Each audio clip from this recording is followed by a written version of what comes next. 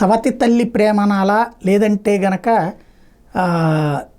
కావాలని వేధిస్తున్నారన్న ప్రస్తుతం అయితే సచివాలయ ఉద్యోగుల పరిస్థితి దారుణంగా ఉంది. గ్రామ వార్డు సచివాలయాల సిబ్బందికి ఏకకాలంలో అనేక పనులు అప్పగిస్తూ తగినంత సమయం కూడా ఇవ్వకుండా టార్గెట్లు విధించి తీవ్ర మానసిక పని ఒత్తిడికి గురి చేస్తున్నారని ఉద్యోగ సంఘాలు ఆవేదన వ్యక్తం చేశాయి. ఉద్యోగులతో వర్చువల్ సమావేశం తర్వాత గ్రామ వార్డు సచివాలయ ఎంప్లాయీస్ ఫెడరేషన్ ఆదివారం మీడియాకి ఓ ప్రకటన విడుదల చేసింది. కార్యాలయ పనివేళలతో సంబంధం లేకుండా ఎప్పుడు పడితే అప్పుడు టెలికాన్ఫరెన్స్లు సమావేశాలు ఏర్పాటు చేయడం వల్ల గ్రామ వార్డు సచివాలయ ఉద్యోగులు తీవ్ర ఒత్తిడికి గురవుతున్నారు.